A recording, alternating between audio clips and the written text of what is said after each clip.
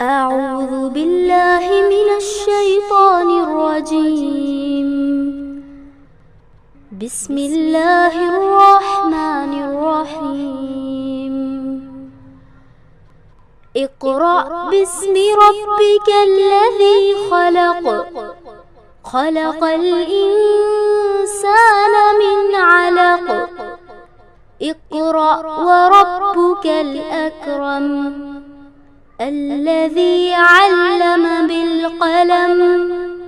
علم الإنسان ما لم يعلم. الحمد للہ رب العالمین والصلاة والسلام علی رسولہ الکریم والعاقبۃ للمتقین. اعوذ باللہ من الشیطان الرجیم. بسم اللہ الرحمن الرحیم. رب اشرح لی صدری ویسر لی امری واحلل عقدۃ من لسانی یفقہوا قولی. اللہم انفعنا بما علمتنا وعلمنا ما ينفعنا وزدنا علما. السلام علیکم ورحمۃ اللہ وبرکاتہ. اللہ کی حکومت صرف آسمانوں میں نہیں ہے، اللہ کی حکومت آسمانوں اور زمین پر بھی ہے.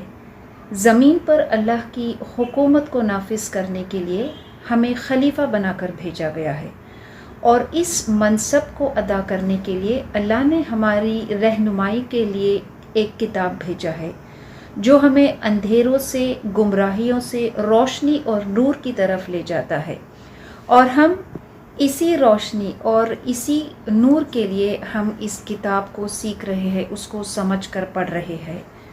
اللہ سے دعا ہے کہ اللہ ہمیں استقامت دے کہ ہم اس کتاب کو سمجھے، اس کتاب کو پڑھے، سمجھ کر پڑھے، اس کی تعلیمات پر ہم عمل کریں اور اس کی تعلیمات سے ہم غفلت میں نہ رہے، جبکہ ہم جانتے ہیں کہ ہمیں اسی کی طرف لوٹ کر جانا ہے. سورہ انعام جس کا موضوع، جس کا سبجیکٹ میٹر توحید ہے، ہم آج آیت نمبر 56 پر پہنچے ہیں. ہم دیکھتے ہیں کہ اللہ ہمیں ان آیتوں میں کیا پیغام دیتا ہے. اعوذ باللہ من الشیطان الرجیم. بسم اللہ الرحمن الرحیم. قل انی نہیت ان اعبد الذین تدعون من دون اللہ قل لا اتبع اہواءکم قد ضللت اذا وما انا من المہتدین. قل کہہ دیجئے، نبی صلی اللہ علیہ وسلم آپ کہہ دیجئے، انی بے شک میں، نہیت مجھے روکا گیا ہے، مجھے اس بات سے روکا گیا ہے، ان اعبد الذین کہ میں بندگی کروں، میں عبادت کروں، الذین وہ جنہیں تدعون تم پکارتے ہو، من دون اللہ اللہ کے سوا. قل آپ کہہ دیجئے، لا اتبع میں پیروی نہیں کرتا ہوں، اہواءکم تمہاری خواہشات کی، قد ضللت اذا وما انا من المہتدین قد ضللت بے شک میں بہک جاؤں گا، اذن اس صورت میں، وما انا اور میں نہیں، من المہتدین ہدایت پانے والے میں سے ہوں گا. نبی صلی اللہ علیہ وسلم سے حکم ہو رہا ہے، اللہ فرما رہا ہے کہ اے نبی صلی اللہ علیہ وسلم آپ ان سے کہہ دیجئے، مشرکوں سے آپ یہ کہہ دیجئے کہ مجھے روکا گیا ہے کہ میں اس کی بندگی کروں جنہیں تم پکارتے ہو اللہ کے سوا، اور آپ کہہ دیجئے کہ اگر میں اس کی پیروی کروں گا، اگر میں تمہاری خواہشات کی پیروی کروں گا تو بے شک میں ہدایت پانے والوں میں سے نہ رہوں گا. یہ آیتیں جو آنے والی ہے یہ بہت ہی ایک متاثر کرنے والا ایک پیسج ہے، متاثر کرنے والی آیتیں ہے.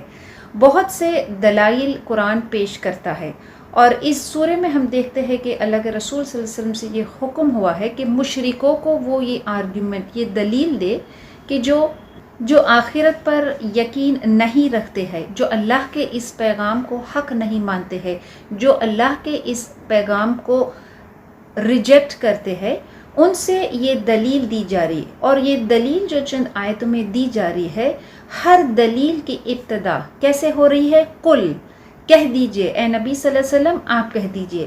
تو سب سے پہلی کیا بات آپ ان سے کہہ دیجئے؟ آپ ان سے یہ کہہ دیجئے کہ مجھے یہ نور، یہ ہدایت، یہ علم، یہ میسج جو اللہ کی طرف سے یہ ملا ہے، میں اس ہی کی پیروی کروں گا.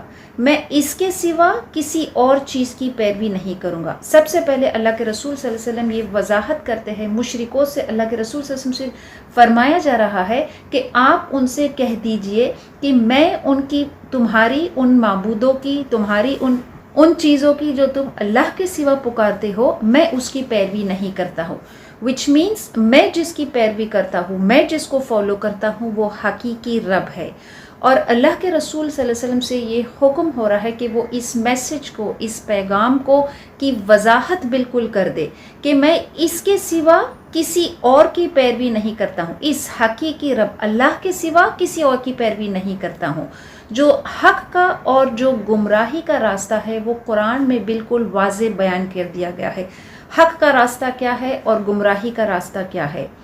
اللہ نے ہمیں بہت سی نشانیاں بھی عطا کی ہے، بہت سی نشانیاں بھی دی ہے اس راستے کو فالو کرنے، حق کے راستے کو فالو کرنے کے لیے. گمراہی کی راستے کی ساری نشانیاں، ساری باتیں اللہ نے قرآن میں وضاحت کر دیا ہے.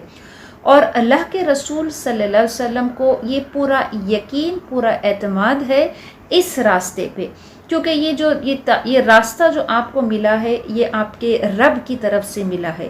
تو اس راستے میں کہ جو رب کی طرف سے ملا ہے، جس میں کوئی شک نہیں ہے اس راستے کے بارے میں، نہ اس راستے پہ کوئی کجی، کوئی ٹیڑھپن نہیں ہے، بلکہ یہ سیدھا راستہ ہے، یہ حق کا راستہ ہے.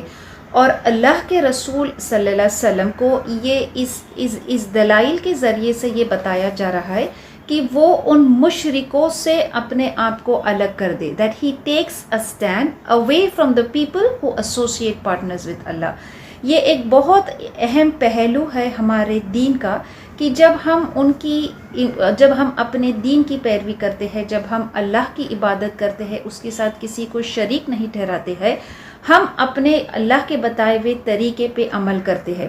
تو یہ ہمیں وضاحت کر دینا چاہیے کہ ہم ان کے راستوں کی، ان کے طریقوں کی، ان کے باطل طریقوں کی، باطل عقائد کی، باطل نظریات کی ہم کسی بھی صورت اور شکل میں اس کی پیروی نہیں کرتے ہیں.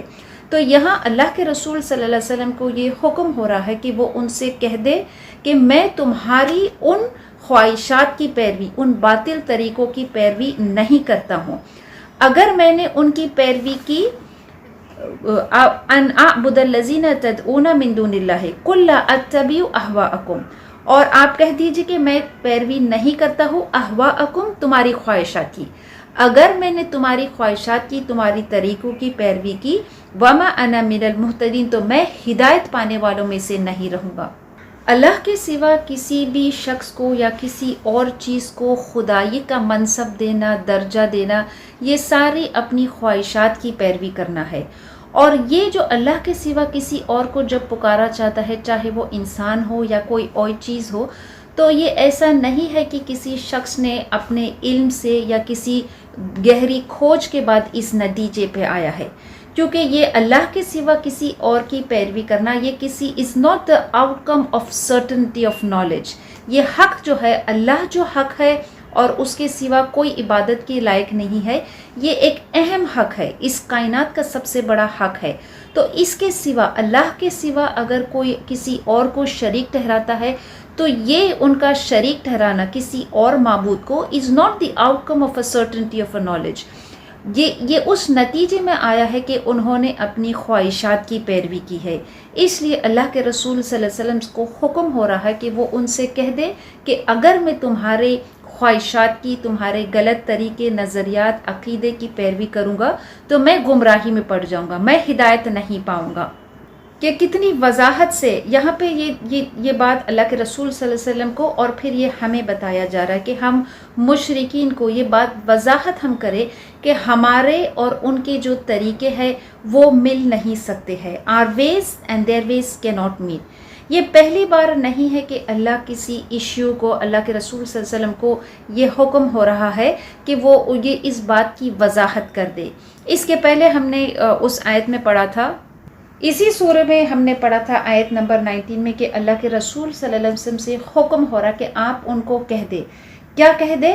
کہ میں اس بات کی گواہی نہیں دیتا ہوں کہ اللہ کے سوائے کوئی اور شریک ہے، اور میں اس بات کی گواہی دیتا ہوں کہ اللہ ایک ہے. قل انما ہوا الہ واحد، کہ اللہ ایک ہے.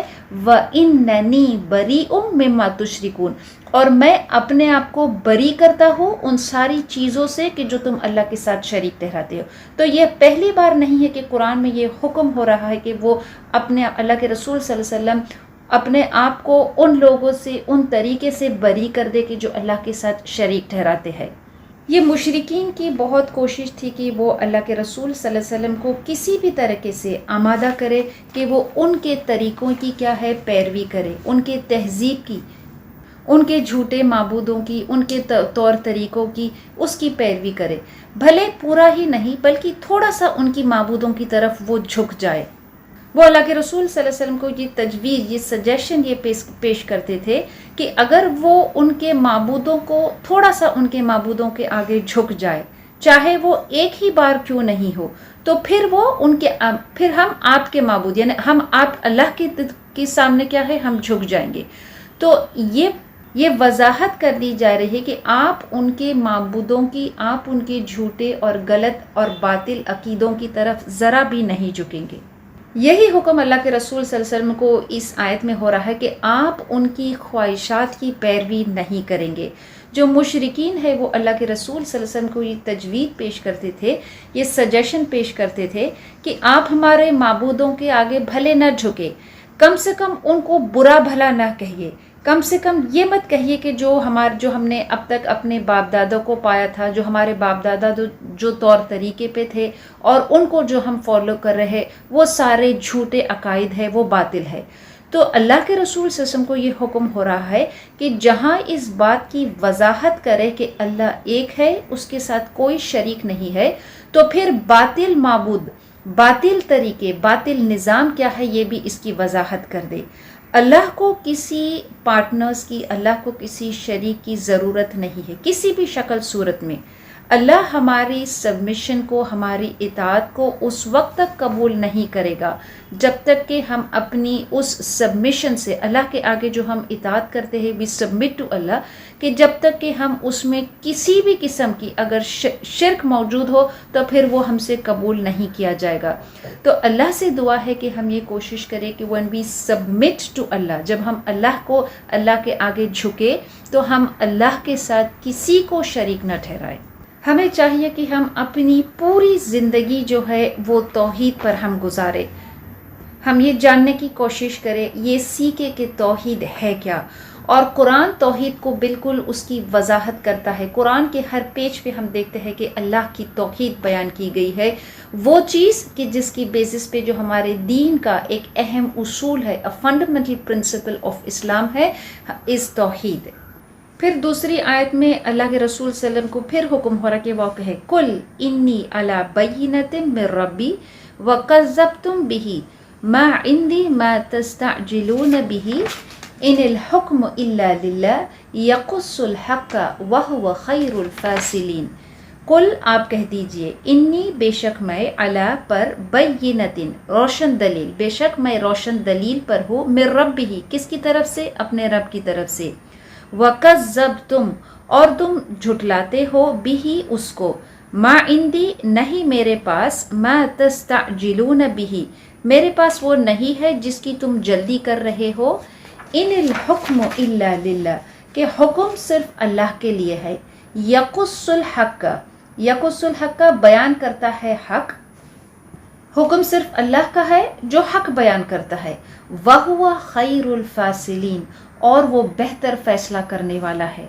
تو یہ سارے جو دلائل، یہ سارے جو آرگیومنٹس اللہ یہاں پیش کر رہا ہے مشرکین کے لیے، ان کو اللہ کے رسول صلی اللہ علیہ وسلم کو جو حکم ہو رہا کہ آپ ان کو یہ دلیل پیش کرے، ہر دلیل شروع ہوتا ہے قل، تو اس آیت میں بھی جو دلیل شروع ہوتا ہے قل، آپ کہہ دیجئے، آپ کیا کہہ دیجئے کہ میں اپنے رب کی طرف سے کیا ہے روشن دلیل پر ہو، اور تم جس چیز کی جلدی مچاتے ہو، کس چیز کی جلدی وہ مشرکین مچا رہے تھے کہ وہ ان کا یہ دلیل تھی اللہ کے رسول صلی اللہ علیہ وسلم سے کہ اگر آپ سچے رسول ہے اور اگر اللہ ہمیں اپنے کیے کی سزا دے گا، اور اگر واقعی میں ایسا ہے تو پھر کیوں نہیں وہ ہم پر کوئی عذاب کے کوڑے برساتا ہے، کیوں نہیں ہم پر عذاب آ جاتا ہے۔ وہ عذاب کی جلدی مچا رہے تھے۔ تو توحید کی وضاحت اس آیت میں اس طرح سے ہوئی ہے کہ اللہ کے رسول صلی اللہ علیہ وسلم سے حکم ہو رہا ہے کہ وہ ان مشرکین سے یہ کہہ دے کہ جس چیز کی آپ جلدی مچا رہے ہیں، تم جلدی مچا رہے ہو عذاب کی، وہ میرے بس میں نہیں ہے۔ عذاب کسی قوم پہ، کسی انسان پہ عذاب کو بھیجنا یا اللہ کی رحمت، یہ کسی انسان کسی بشر کے قبضے میں، اس کے کنٹرول میں نہیں ہے، بلکہ یہ صرف اللہ کے کنٹرول میں ہے کہ اللہ جس کو جب چاہے سزا دے سکتا ہے اور اللہ جس کو چاہے جب چاہے اپنی رحمت اس پر بھیج سکتا ہے۔ تو توحید سب سے پہلے یہ ہے کہ ہم اس بات کی وضاحت کر دیں کہ ہم اللہ کے سوا کسی اور کی معبود کی عبادت، اس کے ساتھ کسی کو شریک نہیں ٹھہراتے ہیں، اور پھر یہ کہ ہم ان کی خواہشات کی پیروی نہیں کرتے ہیں۔ تیسری بات یہ ہے کہ ہم یہ بات وضاحت کر دیں کہ ہم اپنے رب کی طرف سے کیا ہے، ایک روشن دلیل پر ہے، اور وہ جس چیز کی جلدی مچا رہے ہیں، جو عذاب کو وہ مانگ رہے ہیں، وہ ہمارے بس میں نہیں ہے، بلکہ وہ اللہ کے بس میں ہے۔ کوئی شخص یہ فیصلہ، یہ جج نہیں کر سکتا ہے کہ فلاں شخص سو ان سو یقین کے ساتھ یہ کہہ سکے کہ وہ جنت میں جائے گا یا وہ دوزخ میں جائے گا۔ کسی چیز کا حکم جو ہے یہ اللہ کے لیے ہے کہ وہ کس کو سزا دیتا ہے اور کس کو اس کی رحمت بھیجتا ہے۔ سزا اور اللہ کی جو رحمت ہے is both owned by اللہ۔ ہمیں یہ حکم ہوا ہے کہ ہم لوگوں کا فیصلہ یہ نہیں کرے کہ کون جنت میں جائے گا، کون دوزخ میں جائے گا۔ ہمیں تو صرف یہ حکم ہوا ہے کہ ہم دو راستوں کی وضاحت کر دیں، جو راستہ، جو نیکی کا راستہ ہے جو جنت کی طرف لے جائے گا، اور جو برائی کا راستہ جو ہے جو دوزخ کی طرف لے جائے گا۔ یہ راستے کی وضاحت ہمیں کرنے کے لیے کہا گیا ہے، یہ فیصلہ ہمیں کرنے کے لیے نہیں کہا گیا ہے کہ کون جنت میں جائے گا یا کون دوزخ میں جائے گا۔ تو کوئی برائی کرتا ہے تو ہم اس کے لیے عذاب نہیں مانگ سکتے ہیں کہ فلاں شخص برائی کر رہا ہے، یہ نیکی کے راستے پہ نہیں ہے تو اللہ اس کو عذاب میں غرق کر دے۔ یہ فیصلہ صرف اللہ کے لیے ہے کہ وہ کس شخص پہ، کس قوم پہ، کب، کس شکل میں عذاب کو بھیجتا ہے، یا اس شخص کو معاف کرتا ہے اور اس کو اپنی رحمت بھیجتا ہے۔ اس لیے اللہ اس آیت میں وضاحت کرتا ہے کہ ان الحکم الا للہ، یہ حکم صرف اللہ کے لیے ہے۔ کیا حکم ہے کہ کون شخص جنت میں جائے گا، کون شخص دوزخ میں جائے گا، یہ حکم صرف اللہ کے لیے ہے، اور اللہ جو ہے وہ حق بیان کرتا ہے، کیونکہ وہ خیر الفاصلین، وہ بہتر حق کرنے والا، بہتر فیصلہ کرنے والا ہے۔ تو یہ ہمارے لیے نہیں ہے کہ ہم لوگوں کا فیصلہ کریں کہ کون کہاں جائے گا، بلکہ یہ ہمارے لیے ہے کہ ہم لوگوں کو دو راستوں کی وضاحت ہے وہ کر دے کہ برائی کا جو راستہ ہے، گمراہی کا راستہ کہاں لے جائے گا۔ کسی شخص کو وہ برائی اور گمراہی کا راستہ اس کی بربادی کی طرف لے کے جائے گا، اور سب سے بڑی بربادی کیا ہے؟ آخرت کی بربادی ہے۔ اور اگر ہم چاہتے ہیں کہ ہم اس بربادی سے بچ جائے تو ہمیں اس راستے کی وضاحت کرنی ہوگی کہ جس راستے پہ اللہ کی رحمت ہے، جس راستے پہ اللہ کی ہدایت ہے، اور وہ راستہ وہی ہے کہ جو نبی صلی اللہ علیہ وسلم نے جو طریقہ بتایا ہے، آپ صلی اللہ علیہ وسلم کی طریقے، to follow the way of the messenger, یہ سب سے بہترین راستہ ہے، یہ سب سے بہترین طریقہ ہے اللہ کی رحمت کو پانا۔ اور اللہ کی رحمت کس چیز میں ہے؟ جو دی الٹیمیٹ مرسی آف اللہ کیا ہے کہ انسان کو جو جنت میں لے جائے گا، اور اللہ کی رحمت کے بغیر تو کوئی جنت میں داخل نہیں کرے گا۔ اللہ سے دعا ہے کہ اللہ ہمیں اس راستے پہ چلنے والا، اس راستے کی وضاحت کرنے والا لوگوں کو بنا دے کہ جو اللہ کی رحمت ہمیں جنت میں لے جائے گا۔ آگے آپ صلی اللہ علیہ وسلم کو حکم ہو رہا ہے، جو دلیل ہے وہ کنٹینیو ہوتی ہے کہ آپ صلی اللہ علیہ وسلم یہ دلائل ان کو پیش کرے۔ کیا پیش کرے؟ قل لو، کہہ دیجئے اگر، ان عندی ما تستعجلون به لقضی الامر بینی و بینکم واللہ اعلم بالظالمین۔ آپ کہہ دیجئے لو، اگر، ان ہوتی، عندی میرے پاس، ما تستعجلون به جس چیز کی تم جلدی مچا رہے ہو، اگر وہ میرے پاس ہوتا، لقضی الامر تو بہت تو فیصلہ ہو چکا ہوتا، بینی و بینکم میرے درمیان اور تمہارے درمیان۔ اگر جس چیز کی تم جلدی مچا رہے ہو، اگر وہ میرے انڈر ہوتا، میرے قبضے میں ہوتا، میرے اختیار میں ہوتا، تو میں تمہیں کب سے وہ چیز جس کی تم جلدی مچا رہے ہو تم کو وہ دکھا دیتا۔ واللہ اعلم، اور اللہ خوب جانتا ہے، بہتر جانتا ہے، بالظالمین ظالموں کو بہت خوب جانتا ہے۔ اس آیت میں اللہ کے رسول صلی اللہ علیہ وسلم سے یہ کہا جا رہا ہے، یہ دلیل پیش کرنے کے لیے کہ تم جس چیز کی جلدی مچا رہے ہو، کس چیز کی وہ جلدی مچا رہے تھے؟ عذاب کے لیے۔ اگر تم عذاب کو دیکھنا چاہتے ہو، اگر تم عذاب جلدی مچانا کو پاتے ہو، تو اگر یہ میرے اختیار میں ہوتا تو میں تم کو یہ عذاب بھی تم پر لے آ کے بتا دیتا۔ اس لیے نہیں کہ میں چاہتا ہوں کہ تم پر عذاب آئے، بلکہ تمہاری اس خواہشات کو پوری کرنے کے لیے، تمہارے اس ڈیزائر کو فلفل کرنے کے لیے کہ اگر تم سچے نبی ہو تو یہ کام کر کے دکھاؤ۔ تو اللہ کے رسول صلی اللہ علیہ وسلم سے کہا جا رہا ہے کہ آپ کہہ دیجئے کہ اگر یہ میرے اختیار میں ہوتا تو میں وہ کام بھی تم کو کر کے دکھا دیتا، میں عذاب بھی تم پر لے آتا، لیکن یہ میرے اختیار میں نہیں ہے۔ اللہ بہتر جانتا ہے ظالموں کو۔ جو مشرکین تھے وہ اللہ کی آیتوں کو، نبی صلی اللہ علیہ وسلم کو، اور یہ جو حق ہے سارے دلائل کے باوجود وہ اس کا انکار کر رہے تھے۔ تو ان کو اس بات کی وضاحت کر دی جا رہی ہے کہ تم جس عذاب کی تم جلدی مچا رہے ہو، وہ عذاب دینا، عذاب بھیجنا، یا اس عذاب کو ڈیلے کرنا، اس عذاب کو تاخیر کرنا، یہ اللہ کے لیے ہے۔ یہ بھی اللہ کی توحید کو بیان کرتا ہے کہ اللہ اور بندے کے بیچ میں کیا فرق ہے۔ اگر بندوں کے اختیار میں یہ ہوتا کہ وہ کسی پہ عذاب لا سکتے تھے، اگر بندوں پہ یہ اختیار ہوتا تھا کہ وہ اللہ کی رحمت ان کو تقسیم کرتے تھے، تو پھر یہ ساری آزمائش نہیں ہوتی تھی۔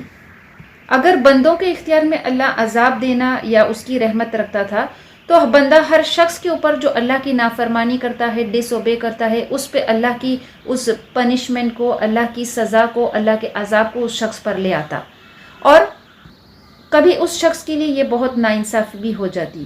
تو اللہ کی یہ حکمت ہے کہ اللہ نے یہ اختیار، کسی کو سزا دینا یا کسی کو اپنی رحمت بھیجنا، یہ کل اللہ کے اختیار میں ہے۔ اور اللہ ایسا بادشاہ ہے، ایسا برداشت کرنے والا، ایسا حلیم ہے، یہ اللہ کی ایک صفت ہے کہ وہ ان کی جو فرمائش، جو ڈیمانڈ وہ کرتے ہیں کہ وہ عذاب ان پر لا کر دکھائے۔ یہ عذاب کی وہ جو جلدی مچا رہے تھے، عذاب کو مانگ رہے تھے، اس لیے نہیں مانگ رہے تھے کہ وہ واقعی میں اس معجزے کو، اس میرکل کو دیکھنا چاہتے تھے کہ اللہ کے رسول صلی اللہ علیہ وسلم کی جو بات ہے وہ حق ہو جائے، وہ سچ ہو جائے، اور ہم آپ پر ایمان لائیں گے۔ وہ عذاب کی جلدی اپنی نادانی میں اور اپنی جہالت میں مانگ رہے تھے، لیکن اللہ کی اس ڈیمانڈ کو نہ فلفل کرنا، ان کے اس ریکویسٹ کو نہ ماننا، یہ اللہ کی بہت بڑی رحمت تھی، کیونکہ وہ جو انریزنیبل ڈیمانڈ کر رہے تھے، غیر معقول مطالبہ جو کر رہے تھے، یہ ان کے حق میں نہیں بلکہ یہ تو ان کی بربادی لے آتا تھا اگر اللہ ان پہ عذاب بھیج دیتا تھا۔ وہ خود اپنی بربادی کی دعا کر رہے تھے، وہ خود اپنے آپ کو اس پوزیشن، اس حالت میں ڈال رہے تھے کہ وہ خود اپنی بربادی کو اللہ سے مانگ رہے تھے۔ تو اور اگر اللہ ان کی اس دعا کو سن لیتا، قبول کر لیتا، تو وہ تو ختم ہو جاتے تھے۔ یہ اللہ کی رحمت تھی کہ اللہ نے ان کے اس انریزنیبل ڈیمانڈ کی ریکویسٹ کو نہیں سنا۔ انسان جو ہے، ہیومن بینگز جو ہے، ان کو اللہ نے ایک لمیٹڈ کیپیسٹی دیا ہے، کس بات کی؟ برداشت کرنے کی، کسی تکلیف کی۔ اور اگر ان بندوں کے اختیار میں یہ ہوتا کہ وہ عذاب لائے، تو انسان جو ہے جس کی برداشت کرنے کی کیپیسٹی بہت زیادہ نہیں ہے، لمیٹڈ ہے، تو پھر وہ بندوں پر فوراً ہی عذاب لے آتا۔ لیکن اللہ جو ہے وہ حلیم ہے، وہ ہمیں درگزر کرتا ہے، ہمیں معاف کرتا ہے۔ اور کوئی انسان اگر گمراہی میں رہتا ہے اور اللہ کی نافرمانی کرتا ہے، اللہ اس کے حق کو کیا ہے ٹھکراتا ہے، اس کے باوجود بھی اللہ اس پہ فوراً عذاب نہیں لاتا ہے۔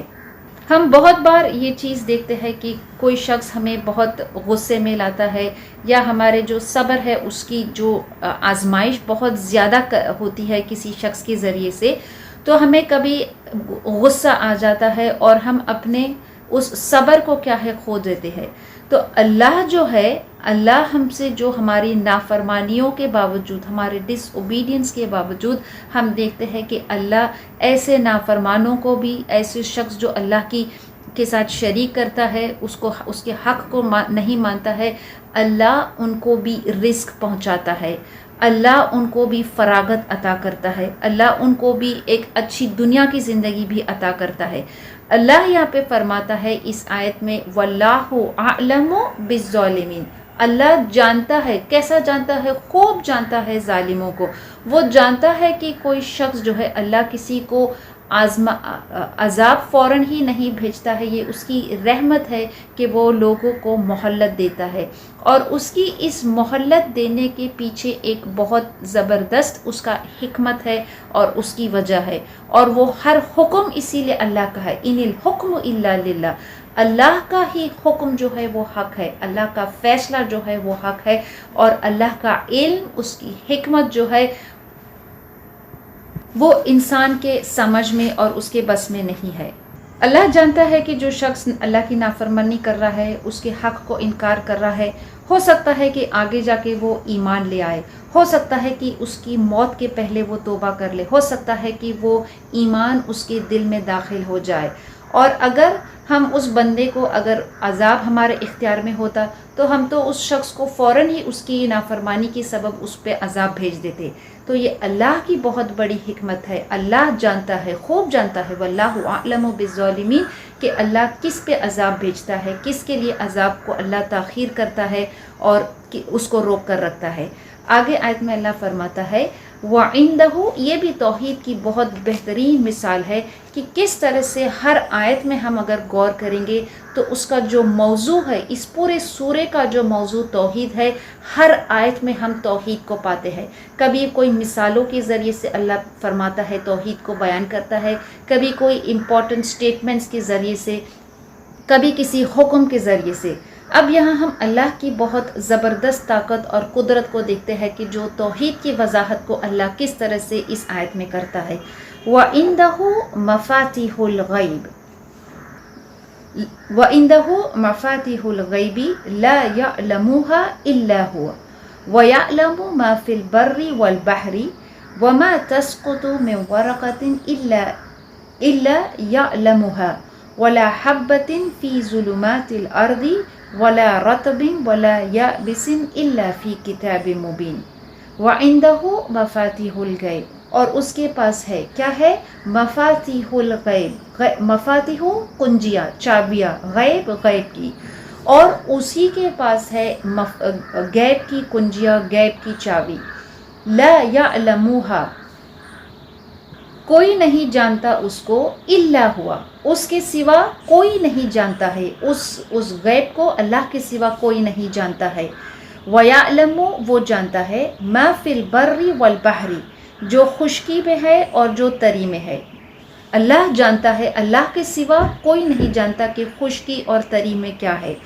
وَمَا تَسْقُطُ مِنْ وَرَقَةٍ، وَمَا تَسْقُطُ، اور نہیں گرتا، من سے، ورقتن کوئی پتا، الا یعلمها، مگر وہ اس کو جانتا ہے۔ ولا حبتن، اور نہ کوئی دانہ، فی ظلمات الارض، زمین کی اندھیرے میں، زمین کی جو تہ کے اندر جو ہے، وہ جو دانہ ہے اللہ کے سوا اور اس کو کوئی نہیں جانتا ہے۔ ولا رطبن، اور نہ کوئی، ولا رطبن ولا یابسن، اور نہ کوئی تر نہ کوئی خشک، الا فی کتاب مبین، مگر یہ کہ وہ ایک کتاب مبین میں کیا ہے، وہ لکھی ہوئی بات ہے۔ تو اللہ یہاں پہ اس آیت کے ذریعے سے توحید کی وہ مثال، وہ بات بیان کرتا ہے کہ اللہ کے سوا کوئی غیب کا علم نہیں رکھتا ہے۔ ہر غیب کی بات اور ہر چیز کی جو دنیا میں جو اس کائنات میں جو افیض ہوتے ہیں، ہر چیز کا جو ریکارڈ ہے وہ اللہ کے پاس ایک کتاب میں محفوظ ہے، لوح محفوظ میں ہر چیز کیا ہے، لکھی ہوئی بات ہے، چاہے وہ اس دنیا کی بات ہو، چاہے وہ غیب کی بات ہو، ہر چیز کا حکم، ہر چیز کا اختیار کل اللہ کے پاس ہے، اور کائنات کی ہر چیز جو کیا ہے اس کتاب میں لکھی ہوئی ہے۔ اب کیسی چیزیں اور کیسی باتیں اللہ نے اس کتاب میں لکھا ہے کہ اس کی صرف ایک ہر چیز ویسے کتاب میں لکھا ہے، لیکن اس آیت میں اللہ ہمیں ایک بہت انسگنیفیکنٹ، ایک بہت معمولی چیز کے بارے میں بیان ہوتا ہے کہ اگر کوئی درخت سے کوئی پتا جھڑتا ہے، کوئی پتا گرتا ہے، یا کوئی زمین میں کوئی دانہ ہوتا ہے، کوئی بیج ہوتا ہے، یا ولا رطبن ولا یابسن، یا کوئی تر یا کوئی خشک، anything green, anything dry, weathered, یہ ساری چیزیں یہ بہت معمولی سی چیزیں ہیں، یہ بہت چھوٹی سی چیزیں ہیں، یہ وہ چیزیں ہیں کہ جن پہ ہم زیادہ توجہ اور دھیان نہیں دیتے ہیں. ہم اس کو بہت معمولی سی چیز سوچتے ہیں کہ ایک پتے کا درخت سے گرنا اور اس پتے کا درخت سے گر کر ڈرائی ہو جانا، اس پتے کا سوکھ جانا، یہ ساری چیزیں اللہ بیان کرتا ہے کہ یہ بھی اللہ کے پاس کتاب میں لکھی ہوئی بات ہے کہ کون سے درخت سے کون سا پتا اس زمین پہ گرتا ہے اور گر کے جو سوکھ جاتا ہے وہ بھی اللہ کے پاس کتاب میں لکھا ہوا ہے. Everything is in the record of Allah. Nothing escapes his knowledge and attention. کوئی چیز اس کے علم کے باہر نہیں ہے. اور صرف یہ نہیں ہے کہ اللہ ان ساری چیزوں کا علم رکھتا ہے، وہ جانتا ہے، he is aware of the things جو اس کائنات میں ہو رہا ہے، بلکہ ہر چیز پہ اس کا کل اختیار ہے. اس کا علم جو ہے وہ ہر چیز کو احاطہ کیا ہے، اور ہر وہ چیز، ہر وہ مخلوق جو چاہے زمین میں ہو، چاہے سمندر میں ہو، کوئی بھی ایسی چیز کہ چاہے وہ ذرا برابر بھی کیوں نہ ہو، even the weight of an atom does not escape his knowledge and attention. تو یہاں ہم دیکھتے ہیں کہ اللہ نے یہ توحید کی مثال وضاحت اس آیت کے ذریعے سے اس لیے کی، ایک ہمیں تصور دینے کہ اللہ کا جو علم ہے، غیب کا علم صرف اللہ ہی جانتا ہے. اور کس طرح سے اس کی شروعات ہوئی ہے، وَعِندَهُ مَفَاتِحُ الْغَيْبِ، کہ اللہ کے پاس ہی کیا ہے، غیب کی وہ ساری کنجیاں ہیں، which means he has all the secrets of the unseen, the keys of the unseen. ہر چیز کیا ہے اس کے ہاتھ میں ہے. تو جو مشرکین جو جس عذاب کی وہ جلدی مچا رہے تھے اور وہ چاہ رہے تھے کہ وہ اللہ ان پہ اگر حق ہے یہ ساری باتیں تو اللہ ان پہ عذاب کیوں نہیں لے آتا ہے، تو اللہ اس کی حکمت سے، اللہ اس کے علم سے جانتا ہے کہ وہ ان کی اس فرمائش کی کو رسپونڈ کیوں نہیں کرتا ہے، کیونکہ اللہ جانتا ہے کہ ان پہ عذاب لانا ان کی ہی بربادی ہوگی. تو اللہ جو ہے وہ ہر غیب کی بات جانتا ہے. what is going to happen in the future کیا ہے، یہ unseen ہے، matters of the unseen ہے. اللہ یہ ساری بات کو جانتا ہے. he knows the future, he knows the past, he knows the present, he knows the future.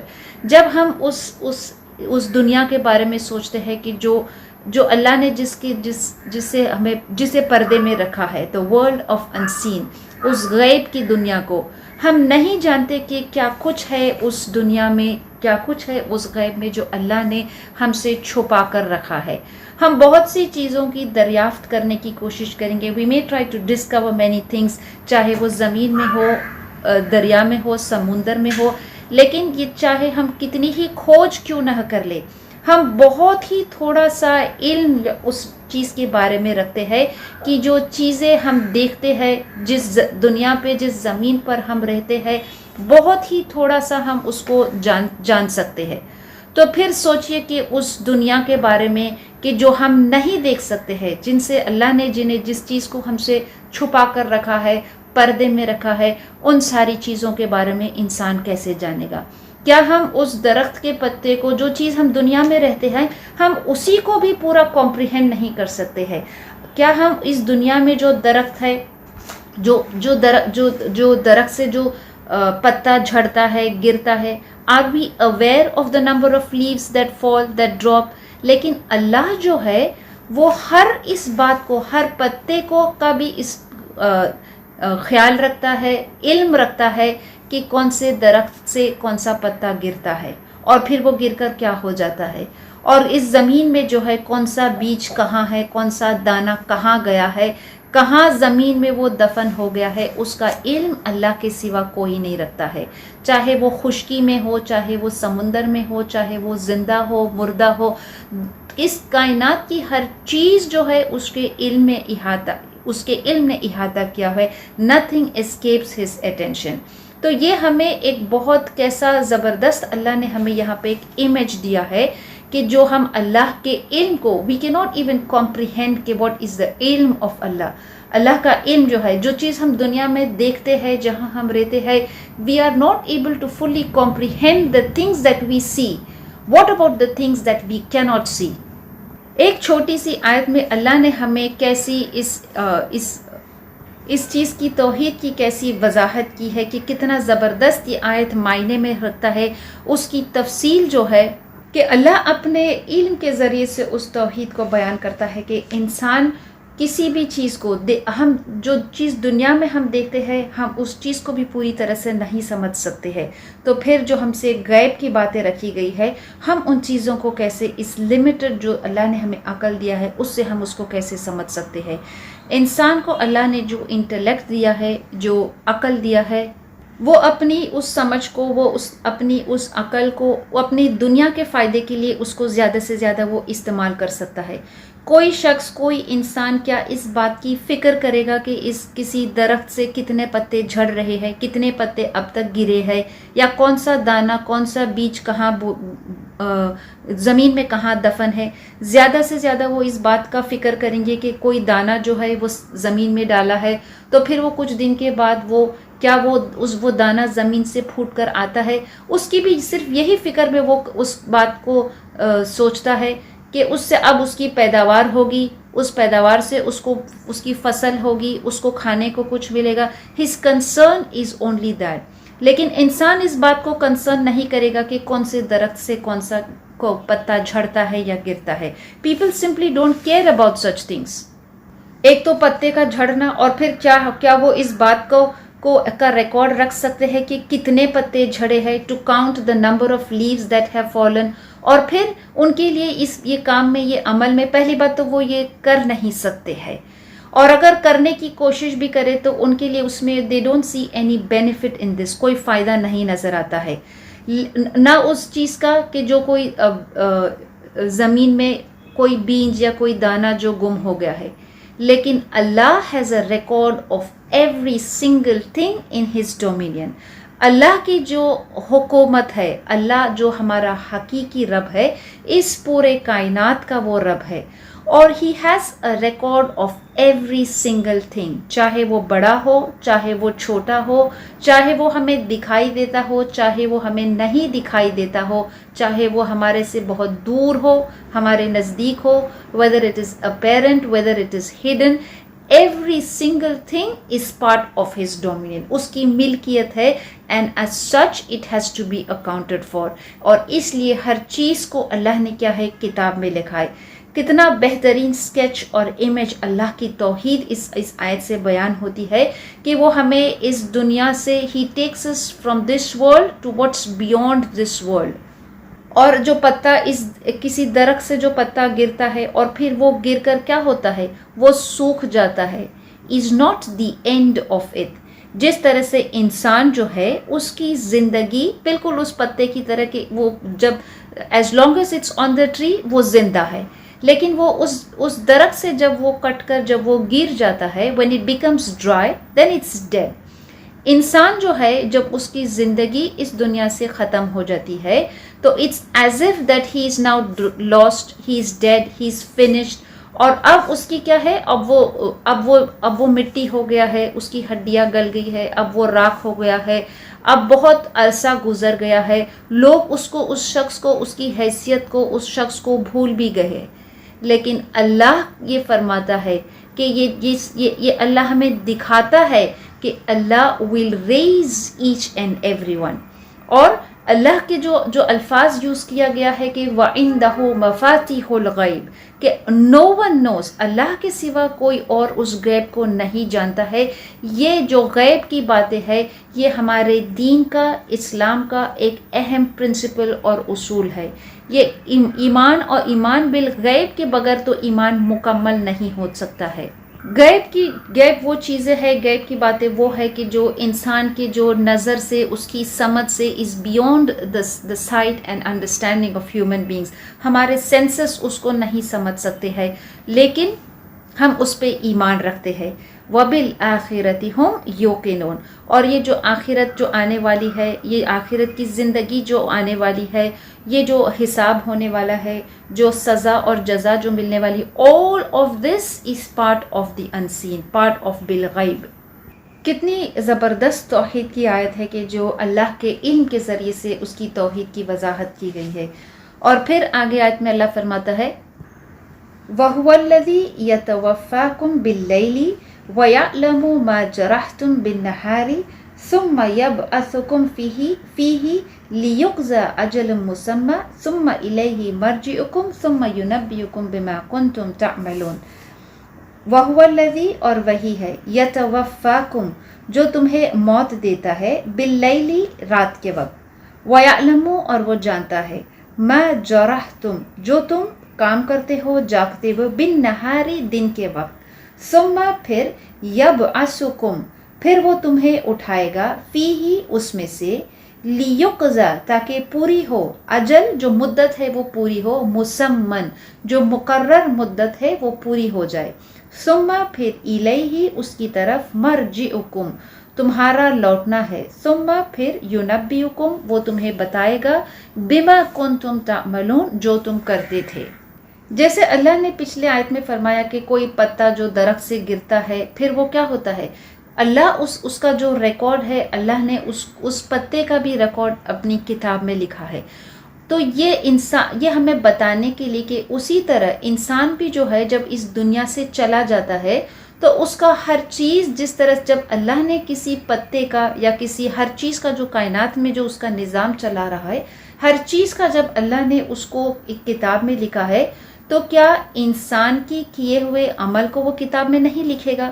اور پھر کیا اس عمل کے بیسس پہ پھر کیا اس کا حساب کتاب نہیں ہوگا؟ تو اللہ اس آیت کے ذریعے سے فرماتا ہے کہ ایک جس طرح سے کائنات کی ہر چیز اللہ کے تابع میں ہے، everything is under the subjection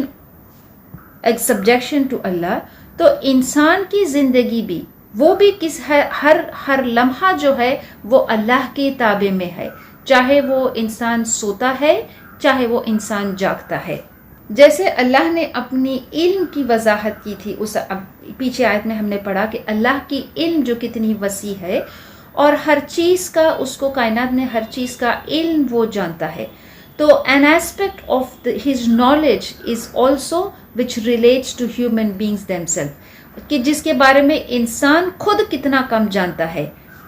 انسان اپنی ہی زندگی سے ریلیٹڈ ایک ایسپیکٹ کی اس کی گہرائی کو یا اس کی حقیقت کو آج تک نہیں جانا ہے، اینڈ دیٹ از سلیپ. انسان جب سوتا ہے تو یہ ایک ایسپیکٹ آف ہیومن لائف ہے کہ جس کے بارے میں انسان نے خود اس بات کو کیا ہے بہت زیادہ اس کے بارے میں کچھ ڈسکور نہیں کیا ہے. اگر جو کچھ بھی کیا ہے تو وہ بہت تھوڑی ہی چیزیں انسان نے کیا ہے ایجاد کی ہے، ڈسکور کیا ہے. an aspect that concerns his own life اس کو کیا ہے آج تک اس کی بہت زیادہ اس کی ڈسکوری نہیں ہوئی ہے. نیند جو ہے وہ انسان کے لیے موت کی ایک شکل ہے. جب انسان سوتا ہے تو his senses do not operate وہ اپنے حواس جو ہے وہ کھو بیٹھتا ہے. انسان کا جو دماغ ہے اس کا جو عقل ہے it does not function when he is sleeping. انسان جب سوتا ہے تو اس کو شعور نہیں رہتا ہے، he is not conscious of what's going on around him. تو انسان کی یہ نیند جو ہے یہ بھی ہماری زندگی کا ایک بہت اہم حصہ ہے، اور ہم اپنی ہی زندگی کے ایک اہم حصے کے بارے میں کیا ہے ہم سب کچھ نہیں جانتے ہیں. اللہ جو ہے وہ ہر حقیقت کو جانتا ہے، چاہے وہ اس دنیا سے ریلیٹڈ ہے، چاہے وہ غیب کی دنیا سے ریلیٹڈ ہے، چاہے وہ کسی پتے سے ریلیٹڈ ہے، انسان سے ریلیٹڈ ہے. Everything is with in his knowledge. انسان نے آج تک یہ بہت گہرائی سے یہ دریافت نہیں کیا ہے کہ جب وہ سوتا ہے تو پھر اس کو نیند میں کیا ہوتا ہے. یہ بھی ایک غیب کا از اے فارم آف غیب کہ جس کے بارے میں صرف اللہ جانتا ہے. تو اللہ فرماتا ہے ہاؤ ڈز قرآن ڈسکرائب سلیپ. قرآن کیسے بیان کرتا ہے، قرآن کیسے وضاحت کرتا ہے کہ نیند کیا ہے. تو قرآن یہ بیان کرتا ہے کہ جب ہم سوتے ہیں تو اللہ کیا کرتا ہے، sleep is a form of death. وہ ایک موت کا کیا ہے، از اے فارم آف ڈیتھ. اس میں صرف یہ ہے کہ ہماری سانسیں چلتی ہے، لیکن آل آف آر سینسز جو ہے اٹ اسٹاپس فنکشننگ. ہماری عقل کام نہیں کرتی، ہمارے سینسز کام نہیں کرتے، ہمیں شعور نہیں ہوتا ہے، ہم صرف سانس لیتے ہیں. اور یہ اللہ describes sleep as a form of death. اور پھر جب ہم سوتے ہیں تو انسان جو ہوتا ہے وہ کتنا کمزور ہوتا ہے، کتنا بے بس ہوتا ہے، کتنا بے اختیار ہوتا ہے کہ اس حالت میں انسان کچھ نہیں کر سکتا. وہ اپنے آپ کے بارے میں کیا ہے، ہی کی ناٹ ایون پروٹیکٹ ہمسیلف جب وہ سوتا ہے. جب اللہ ہی ہے کہ جو ہر وقت، چاہے بندہ اٹھا ہوا ہے، whether he is awake or whether he is asleep، چاہے بندہ سویا ہے یا جاگتا ہے، اللہ اس کی ہر حرکت کو جانتا ہے، چاہے وہ دن کے وقت ہو چاہے وہ رات کے وقت ہو. بندوں کو انسان جو ہے وہ کتنا کمزور بندہ ہے کہ اس کو اونگ آتی ہے، نیند آتی ہے. He requires food, he needs sleep, he gets tired. لیکن اللہ کیسا ہے، لا تأخذہ سنۃ ولا نوم، نہ اس کو اونگ آتی ہے نہ اس کو نیند آتی ہے. وہ کیسا ہے، وہ الحی القیوم ہے. تو جب بندہ سوتا ہے، جب کوئی انسان سوتا ہے تو پھر اس کی روح کیا ہوتی ہے، his soul is taken from his body. اور پھر اگر اس شخص کی اس کی جو لائف ہے، اس کی جو زندگی ہے دنیا میں اور باقی ہے، اس کا اجل جو باقی ہے، ایک مقرر مدت جب اس کی اگر باقی ہے تو پھر اس روح کو اس جسم میں لوٹا دیا جاتا ہے. اور اگر اس کا اجل ختم ہو گیا ہے تو پھر اس کی روح کو اس کی جسم میں نہیں لوٹائی جاتی ہے. اور پھر اللہ فرماتا ہے الیہ مرجعکم، پھر اللہ تمہیں کیا ہے، اسی طرح جس طرح سے ہر دن انسان جب سوتا ہے تو اللہ اس کو موت دیتا ہے، پھر اس کو زندہ کرتا ہے، اسی طرح اس دنیا کو بھی اللہ کیا ہے، جب قیامت قائم ہوگی تو پھر انسان جو کیا ہے، اللہ انسانوں کو کیا ہے، ایک نئی زندگی دے گا اور پھر ان کو اٹھائے گا، ان کو جمع کرے گا اپنے بعد. کس لیے جمع کرے گا، ثم ینبئکم بما کنتم تعملون. یہ جمع کرنے کی وجہ کیا ہوگی کہ اللہ ہم سب کو اس دن جمع کرے گا ہمارے عمل کا ہمیں حساب دینے کے لیے، یہ بتانے کے لیے ہم نے اس چھوٹی سی زندگی میں اجل مسمى، جو ایک مقررہ مدت تک کے لیے اللہ نے ہمیں اس دنیا میں بھیجا تھا، اس مقررہ مدت میں ہم نے کیا کیا عمل کیا، یہ سارے عمل کا حساب دینے اللہ ہمیں اس دن جمع کرے گا. کہ جس دن ہمارے سارے عمل کا اللہ ہمیں کیا ہے، حساب دے گا. جو ہم نے برائی اگر کوئی کیا ہے تو وہ اس برائی کو پائے گا، جو اگر نیکی کی ہے تو وہ اس نیکی کا صلہ اس کو دے گا، اور اللہ اس دن انصاف کو قائم کرے گا. اللہ نے ہمیں جو سانسیں دی ہے، جو ہمیں مقررہ مدت کے لیے ہمیں اس دنیا میں بھیجا ہے، تو اللہ نے ہمیں جو سانسیں دی ہے از اے کاؤنٹڈ نمبر آف بریتھس.